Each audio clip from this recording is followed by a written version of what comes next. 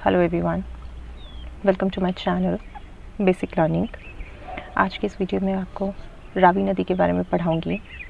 रावी नदी जो हिमाचल प्रदेश की तीसरी सबसे लंबी नदी है। हिमाचल प्रदेश में 5 नदियां बहती हैं, उसमें तीसरी सबसे लंबी नदी है रावी नदी। रावी नदी का उद्गम स्थल जो है वो है बड़ा बंगाल, जो कि कांगड़ा में पड़ता है। ये 2 ही डिस्ट्रिक्ट्स में बहती है, एक कांगड़ा और चंबा में। इसकी टोटल लेंथ है 158 किलोमीटर्स, लेकिन ये 158 किलोमीटर्स जो है वो सिर्फ हिमाचल प्रदेश में ही बहती है। वैसे इसका जो टोटल लेंथ है वो है 720 किलोमीटर्स, पर हिमाचल प्रदेश में सिर्फ 158 किलोमीटर ही बहती है। इसका वैदिक नाम परेशानी है और इसका संस्कृत नाम इरावती है। स्थानीय भाषा में इसे रोती हुई नदी कहते हैं। ये बहुत इंपॉर्टेंट क्वेश्चन है, बहुत बार ये क्वेश्चन पूछा गया है। बहुत सारे एग्ज़ाम्स में ये क्वेश्चन आता है कि स्थानीय भाषा की रोती हुई नदी किस नदी को कहा जाता है।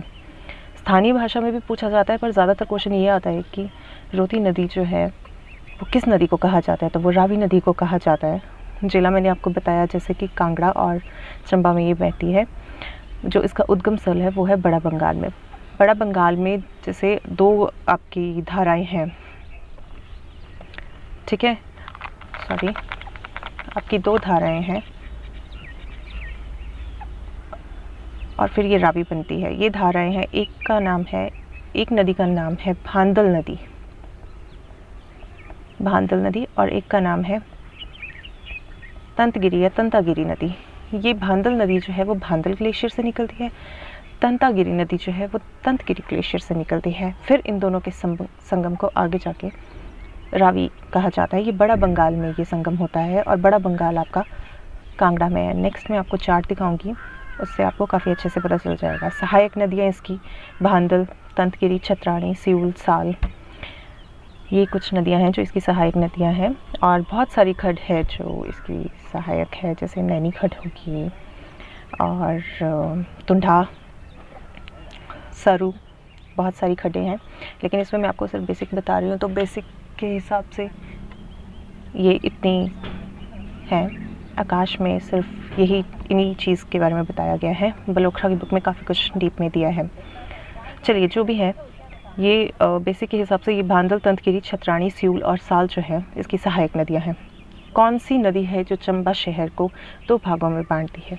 चंबा शहर को 2 भागों में बांटती है रावी नदी। याद रखें, बहुत इम्पॉर्टेंट क्वेश्चन है। ये दोनों क्वेश्चन बहुत इम्पॉर्टेंट है। एक तो स्थानीय भाषा में रोती नदी किसे कहते हैं? रावी नदी को कहते हैं। चंबा शहर को 2 भागों में कौन बांटता है? कौन सी नदी बांटती है? तो रावी नदी चंबा शहर को 2 भागों में बांटती है। हिमाचल प्रदेश की तीसरी, जैसे मैंने पहले बताया, तीसरी सबसे लंबी नदी है। इसकी लेंथ आपने बहुत अच्छे से याद रखनी है। 158 किलोमीटर्स इसकी लेंथ है। एचपी में ज़्यादातर यही पूछी जाती है कि हिमाचल प्रदेश में इसकी लेंथ कितनी है, तो 158 किलोमीटर्स इसकी लेंथ है। टोटल लेंथ भी वैसे आपने याद रखनी है, पर वैसे इसकी 158 किलोमीटर इसकी लेंथ है। सहायक नदियाँ आपने नहीं भूलनी है। अगले चार्ट में मैं आपको पूरा इसका चार्ट बताऊँगी कि कौन सी नदी कहाँ से निकलती है। तो ये है रावी नदी का चार्ट, जिसमें आपको बेसिक मैं ट्रिब्यूटरीज के बारे में बताती हूँ और कहाँ से इसका उद्गम स्थल है, सब कुछ बताती हूँ। तो जैसा कि आपको मैंने ये चार्ट बनाया है, मैंने बहुत सोच समझ के ये चार्ट बनाया है। इससे आपको काफ़ी चीज़ें क्लियर हो जाएंगी। जो बेसिक ट्रिब्यूटरीज है जो आकाश की बुक पे दी हुई है, वो सारी ट्रिब्यूटरीज यहाँ पे मैंने लिखी हुई हैं। जगमोहन बलोख्रा की बुक में काफ़ी कुछ डीप में दिया हुआ है, तो आप देख सकते हैं। चलिए मैं स्टार्ट करती हूँ। पहले तो आप सबको पता ही होना चाहिए कि रावी का उद्गम स्थल क्या है। जैसा कि मैंने पढ़ाया कि उद्गम स्थल इसका ये बड़ा बंगाल से निकलती है, पर बड़ा बंगाल में ये 2 ग्लेशियर से निकलती है, भांदल ग्लेशियर और तंतगिरी ग्लेशियर से। ये दोनों ग्लेशियर्स हैं, ये मैंने रेड स्केच से मैंने मार्क किए हुए हैं, रेड मार्कर से। सो जो भांदल ग्लेशियर से नदी निकलती है उसका नाम है भांदल नदी, और तंतगिरी ग्लेशियर से निकलती है उसका नाम है तंतगिरी नदी। इन दोनों का संगम यहाँ पर बड़ा बंगाल में होता है और ये आगे फिर रावी नदी बनाती है। फिर जब ये आगे की तरफ जाती है तो आप यहाँ देख सकते हैं, ये है होली गांव। होली एक परियोजना भी है 3 मेगावाट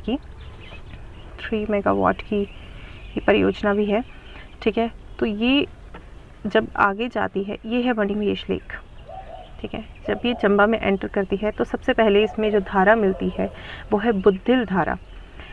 जगमोहन बलोख्रा की बुक में बड्ढल भी लिखा हुआ है, तो वैसे ये बुद्धिल धारा है। जो बुद्धिल धारा है वो खड़ा मुख के पास रावी नदी से मिलती है। तो पहली ट्रिब्यूटरी होगी बुद्धिल धारा। आगे चल के देखिए ये भरमौर। आपसे को प्रश्न पूछा जाएगा, क्वेश्चन आपको ये आएगा कि रावी नदी के किनारे कौन से शहर बसे हुए हैं, तो आपका आंसर होगा भरमौर और चंबा। ठीक है, यहाँ पे मेंशन भी किया हुआ है मैंने। तो सबसे पहले कौन सी धारा मिली? बुद्धिल धारा। पहली ट्रिब्यूटरी आ गई बुद्धिल धारा। इससे आगे जो खड़ामुख के पास मिलती है, इससे आप आगे जाएंगे तो ये है भरमौर, और उससे आगे आपकी मिलती है कुक्ति नाला। सेकेंड ट्रिब्यूटरी आपकी आ गई कुक्ति नाला। मैंने बहुत ही बेसिक, सिर्फ मैं आपको रिवर्स की इस रिवर की ट्रिब्यूटरी पर बता रही हूँ, मैं ये नहीं बता रही कौन सी कहाँ से निकलती है और कहाँ से नहीं निकलती है। फिलहाल सिर्फ मैं आपको ट्रिब्यूटरीज बता रही हूँ। ठीक है, सेकंड आ गई आपकी कुक्ति नाला। देन आप थोड़ा सा आगे चलेंगे, सबसे इंपॉर्टेंट चीज़ आ गई आपकी बैरासियूल नदी। सबसे इंपॉर्टेंट है, सब कई बार क्वेश्चन आता है बैरासियूल नदी जो है वो किसकी ट्रिब्यूटरी है, तो वो रावी नदी की ट्रिब्यूटरी है। ठीक है, ये रही बैरा, ये रही सियूल। तीसा नदी, तीसा नदी बहुत इंपॉर्टेंट क्वेश्चन है तीसा नदी के बारे में कि तीसा नदी जो है वो कौन सी नदी की वो है सहायक है, तो वो बैरा नदी की सहायक है। ठीक है, वो सियूल की नहीं है, इस चीज़ का ध्यान रखें। तो बैरा नदी और सियूल नदी जो है चोड़ा नामक स्थान पर रावी से आके मिल जाती है। आगे चल के देखिए साल नदी, नेक्स्ट ट्रिब्यूटरी साल नदी, और उसके बाद आता है चंबा, देन छतरानी नदी, और खैरी स्थान पर जम्मू कश्मीर में रावी जो है वो एंटर कर जाती है। कुछ इसकी जो खड्ड है उसके बारे में बता देती हूँ। चंबा में 2 खड्डे हैं, बनेड़ और सरू खड्ड, ये भी रावी की सहायक हैं। और कांगड़ा की है तुंडा खड्ड। तुंडा खड्ड जो है वो बहुत बार क्वेश्चन आता है। वैसे तो क्वेश्चन ये सभी से आता है, ये बहुत ही बेसिक ट्रिब्यूटरीज है। मैंने इनका कोई उद्गम स्थल नहीं बताया, कौन सी ट्रिब्यूटरी कहाँ से है, मैं सिर्फ आपको बेसिक सा ओवरव्यू दे रही हूँ। ठीक है, सिंपल सा है, कुछ नहीं है इसमें। सिर्फ भांदल ग्लेशियर और तंतगिरी ग्लेशियर से 2 नदियाँ निकलती हैं, भांदल नदी और तंतगिरी नदी, जो बाद में बड़ा बंगाल में इनका संगम होता है। ठीक है, उससे वो रावी बनती है। रावी आगे जाके जब रावी आगे बढ़ती है चंबा की तरफ, तो उसके साथ सबसे पहली जो ट्रिब्यूटरी है वो बुद्धिल धारा। बुद्धिल धारा खड़ामुख के पास रावी से मिल जाती है। आगे जाके कुक्ति नाला भी रावी से मिलता है। फिर आता है बैरासियूल नदी। बैरासियूल नदी चौड़ा नामक स्थान पर रावी से मिलती है। बैरा नदी की जो सहायक नदी है, कौन सी नदी है, वो तीसा नदी है। देन साल नदी आती है। साल नदी के बाद चंबा शहर आता है, और उसके बाद छतरानी आती है। छतरानी नदी आती है, और उसके बाद खेरी नामक स्थान से रावी जो है वो आगे एंटर कर जाती है। ये बहुत ही बेसिक चार्ट है, और ये खड्डे हैं। तो ये बहुत ही बेसिक चार्ट है, ये बहुत ही जो आकाश की बुक में जितनी आपको दी गई हैं मैंने वो ही पढ़ाने की कोशिश की है। वैसे तो जगमोहन बलोत्रा की बुक में देखा जाए तो बहुत सारा डेप्थ में दिया गया है, तो आप इसको देख सकते हैं और आप इजीली याद रख सकते हैं। जो बेसिक चीज़ें हैं वो तो बहुत इजीली आपको याद हो जाएंगी। बाकी डेप्थ में तो नहीं बताया मैंने, सिर्फ इम्पॉर्टेंट बता रही हूँ। चलिए आगे परियोजनाएँ कर लेते हैं। चलिए परियोजनाएं देख लेते हैं। हडसर परियोजना है 60 मेगावाट की, जिनके आगे मैंने इंपॉर्टेंट लगाया, बहुत इंपॉर्टेंट है और बहुत बार क्वेश्चंस पूछे जाते हैं इन्हीं से रिलेटेड। हडसर है, भरमौर है, भरमौर परियोजना है, हिब्रा है, होली है। हिब्रा 260 मेगावाट की है, होली 3 मेगावाट की है। चमेरा 1-2 से भी क्वेश्चन आते हैं। ये सारी बहुत इंपॉर्टेंट है और ये बहुत बेसिक है। ये आपको हर लेवल के एग्ज़ाम में आपको देखने को मिलेंगी, मतलब not in the high level, उस तो ज़्यादा डेप्थ में पूछा जाता है, बट येस जो बेसिक आपके एग्ज़ाम्स हैं उनमें ये चीज़ ज़रूर पूछी जाएगी। ये बहुत इंपॉर्टेंट परियोजना है, आप ज़रूर याद रखें। अच्छा, पिछले चार्ट में मैंने आपको एक चीज़ बताई कि सियूल नदी जो है, जो मैंने आपको बताया ना कि बैरा नदी, तीसा नदी जो है वो बैरा नदी की सहायक है, एंड देन सियूल नदी बैरा से मिलती है। जो सियूल नदी है ना, उसका जो पानी है वो बैरा नदी से बहुत कम है, आप 1/4 समझ लीजिए। तो परंतु जब ये बैरा नदी से मिलती है तब ये आगे जाके सियूल नदी ही कहलाती है।